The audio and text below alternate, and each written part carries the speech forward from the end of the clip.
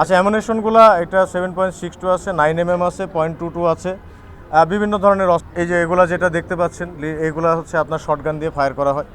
এখন অ্যামুনেশন তো বাইরে থেকে এনেছে, এদের তো বাংলাদেশ যারা আমরা নিজেরা ম্যানুফ্যাকচার করি তারা তো আর সাপ্লাই দেয়নি, তো বাইরে থেকে বিভিন্নভাবে কালেকদিন ধরে যে একটা সন্ত্রাসী রাজত্ব তৈরি করেছিল, এই সংখ্যাটা এটা বোঝাচ্ছে।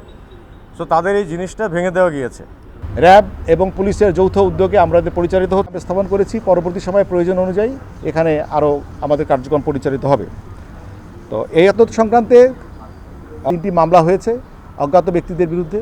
তো এত বড় একটা অপারেশন পরিচালনা করার ব্যাপারে যেটা হয়েছে এটা এরকমই হওয়া দরকার। এর চেয়ে বেশি সাফল্য আমি খুব বেশি আশা করিনি, কারণ আমরা তো পাহাড়ি এলাকা, দুর্গম এলাকা, বিভিন্ন জায়গায় এক্সিট ছিল, আর তারা যেটা বললাম সিসিটিভির মাধ্যমে তারা আমাদের মনিটর করছে, সব কিছু মিলেই। বাট আমি মনে করি এটা আমার এই মুহূর্তে একটু দুর্বলতা মনে হলে এটা আমরা সফল হব, আমরা ওখানে কেউ থাকতে পারবো না।